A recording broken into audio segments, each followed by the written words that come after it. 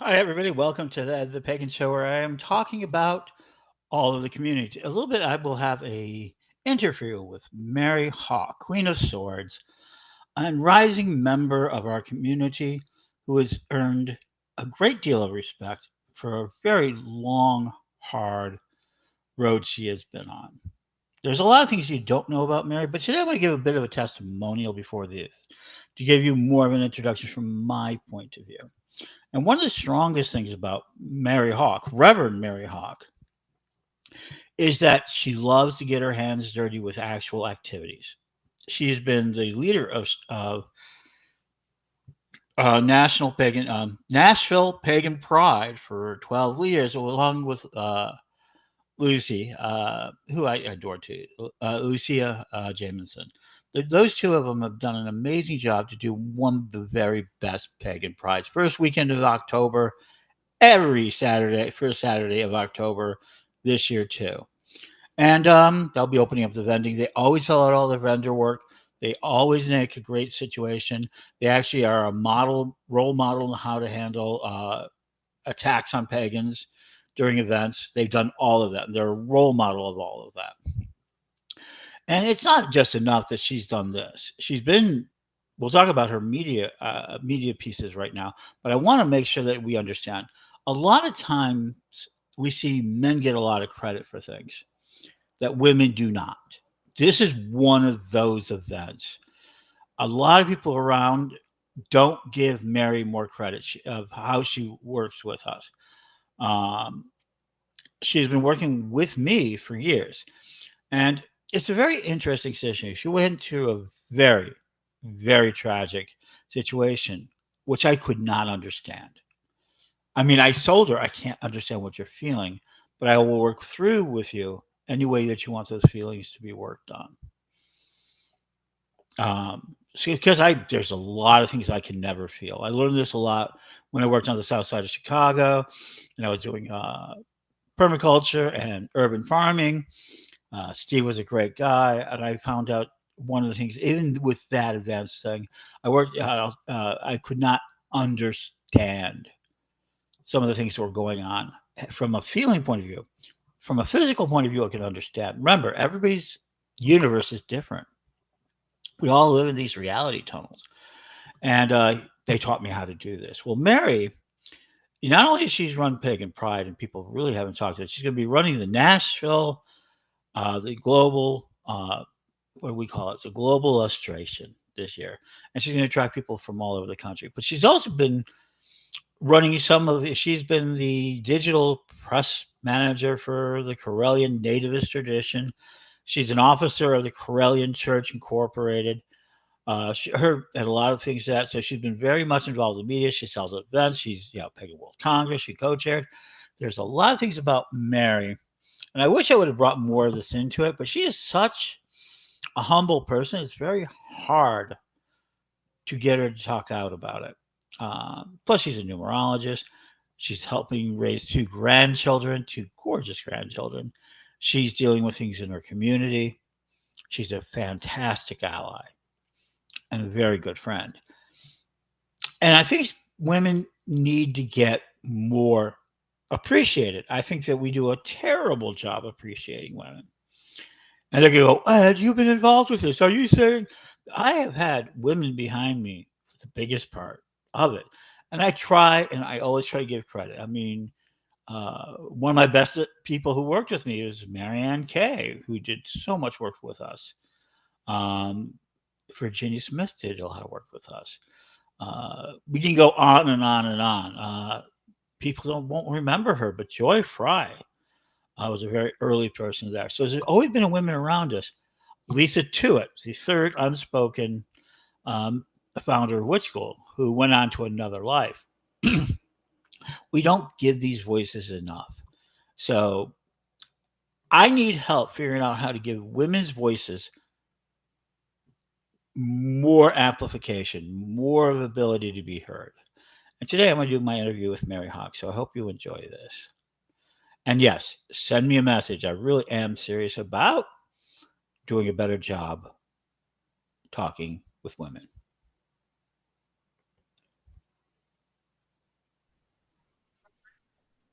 Hi, everybody, and welcome to the show. And we're talking to another one of our friends, as well as producer, Reverend Mary Hawk, who's become quite the leader in our community. She does amazing things. She's done Nashville Pagan Pride for 10 years, 11 years now. Uh, Um, 13? 13. And she has done so many different things, but I'm going to get right away. Hi, Mary. Welcome. Thank you, Ed. Good to be here. So one of the things that has been hard for our community, especially the younger community, which is very digital. Something we've been involved with for quite a while, but they're much more digital than most people realize, and they're having a hard time sometimes figuring out things in our community. Um, so you have a great story. How did you become part of the pagan community? How did you start? Okay. Well, I was attending Tennessee State University, could not afford my own computer at the time, and I was in the computer lab, and I do not remember what I was searching on, but I found a website on Wicca. And I had recently left Christianity, decided I it just didn't make sense for me. And I read this website about Wicca, read about and it harm none, do as thou wilt, the Wiccan read, read about magic, about programming energy, about working with a goddess instead of a god, and it just made sense to me. And one of the books they recommended for beginners was The Truth About Witchcraft Today by Scott Cunningham. So this was a Wednesday or a Thursday, and when I got paid on Friday, I went and bought the book. And I sat up most of the night Friday when I should have been studying, really. And I read the book, and I was even more intrigued. Well, it's interesting which book it ended up being more valuable, the study books or the Wicca book, right? Yes, I should have been studying. Here I am, single mother, working my way through college. Once I put the kid to bed, instead of doing my homework, I read this book. But it just really, really resonated with me. And there was a list of books he had written and books he recommended in the back. So my next book was Wicca for the Solitary Practitioner, also by Scott Cunningham. And this was 1998, and I'm totally dating myself with my book list here, although they're still in print, I believe, and they're great books for beginners. Oh, they're still in print, and I think they're impressive. I think uh, The Truth About Witchcraft is probably one of the largest sellers in history. I think it's had like 800,000 copies printed. Yes. And Wicca for the Solitary Practitioner is a great book to start off in Wicca with. So I Hmm. read that one very quickly. It explains how to do ritual, Yeah, and I started practicing by myself. there you go. And that's how a lot of people do it. And so you went along. Well, today you're a leader. I mean, you are, Divination TV. You're working with you are one of the founders of the Pagan World projects around there.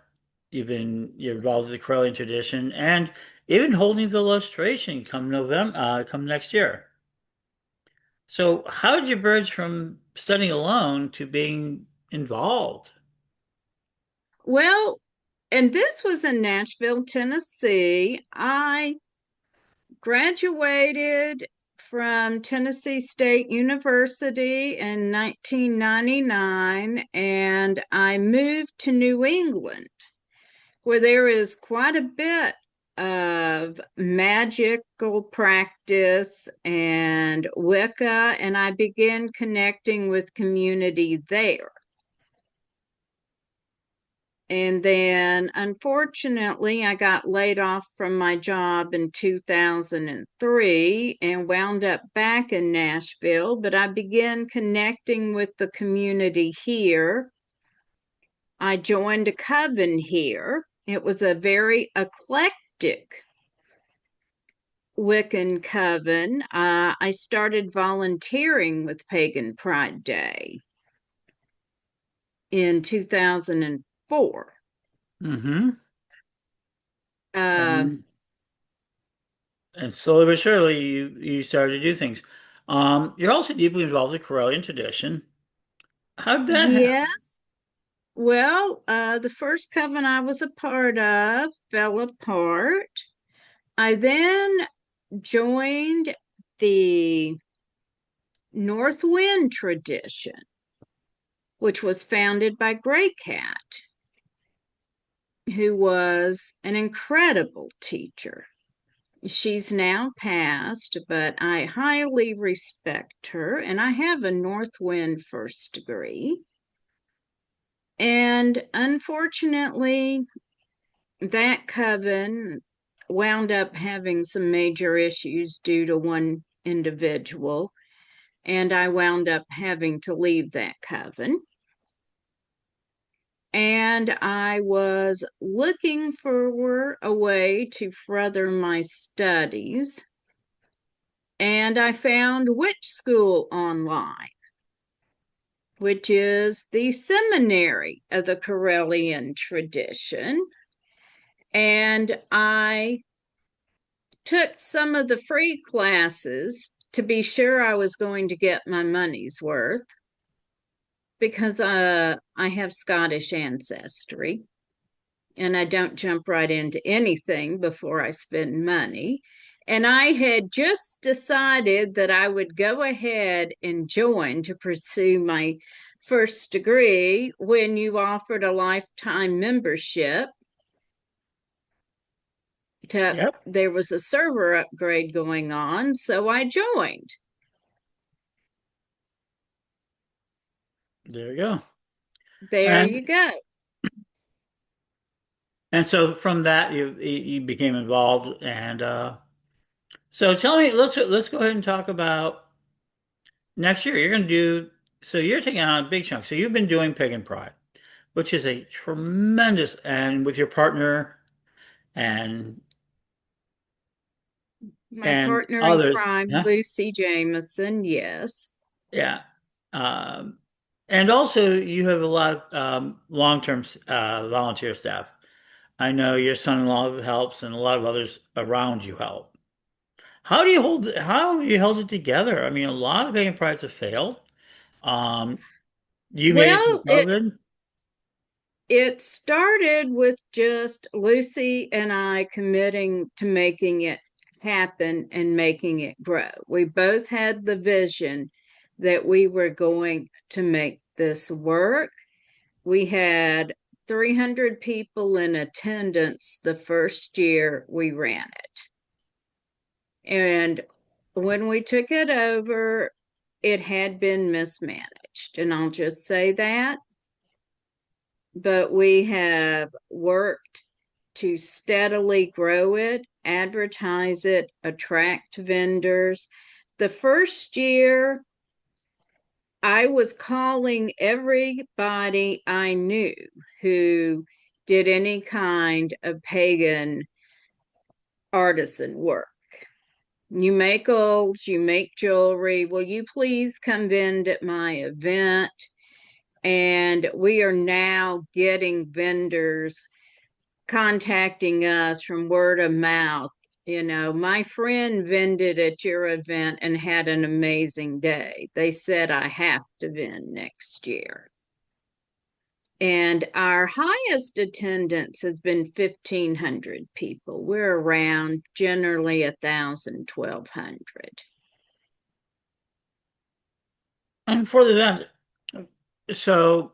Yeah, and so next year, it's always the first Saturday. It's the first Saturday of October.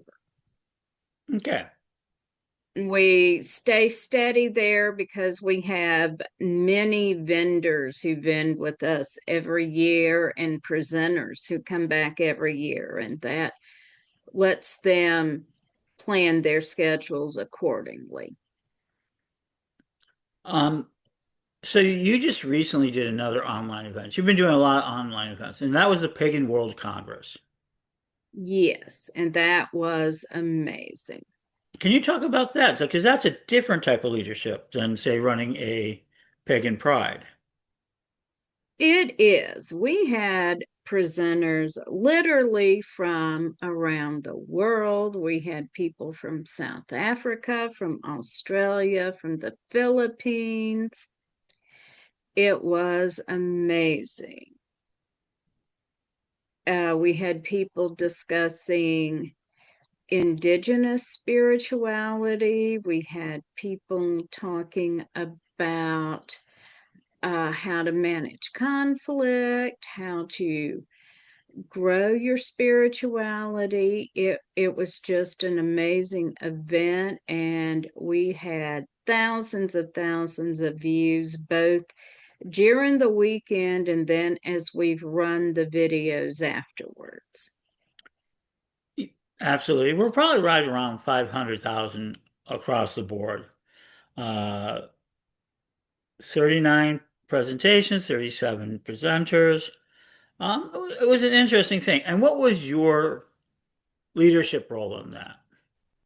Well, I contacted presenters and got them on board, worked out schedules. I was working behind the scenes as well. Well, you're a On co-chair. I was the co-chair. Yes, I was the co-chair, and this I is mean, what I that's was doing as the co-chair was organizing presenters and and and and, and you got to some of the newest people in our community to talk, as well as some of our most esteemed people like Phyllis Carrot and uh, yes. Tish and all those. But you also got a lot of younger people, and you did an amazing job. So I'm a younger person. How can I get involved with my community? What can you do? What Uh, can we do? What can we do to get, they're asking themselves, they're having an existential crisis amongst the youth. okay. For a younger person wanting to get involved in the community, I'm going to say look for magical and occult stores in your community and look at their event listings. Number one, there are probably classes you could go to. Uh, we have just started running what we're calling a brouhaha at a coffee shop that's meeting monthly on the northern end of Nashville, and certainly everyone is welcome to come to that. Look for a pagan pride day, and we're always looking for volunteers, and all we're asking is that you be at least 13 to volunteer with your parents' permission. Um, the other thing you can do is look for groups in your area. Look for covens, look for hearts if you're leaning more towards a heathen group. And they do have online presences. You can join witch school if you're 13, if you're interested in studying the Corellian tradition. But look for meetups in your area. You can certainly find ways to get involved, and they're usually posting online. Excellent. One last question. So one of the questions I've asked some of the leaders is that we all lose our faith at some point. We get started on this path, and at some point we lose our faith, and then we recover it. Can you share one of the moments you have had where that happened to you? Well, I mentioned my north wind coven blowing up, and that was a time when I did step back for a bit. And I I really for about 6 months I was not really involved with anything.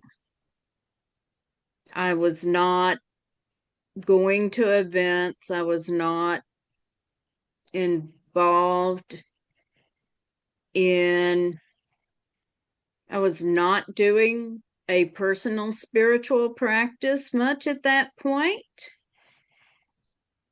And really, what pulled me back was someone calling me and saying, "Hey, let's go do such and such at the park." And I sort of hemmed and hawed, and she's like, "Come on, I haven't seen you in forever. Let's go to this meetup at the park. Come on, we haven't hung out in forever." And I'm like, okay, because I really couldn't come up with a good reason why I shouldn't go hang out with my friend at the park that day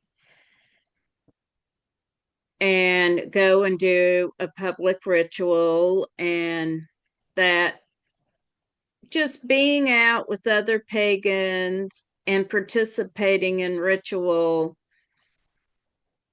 really made me see I had cut myself off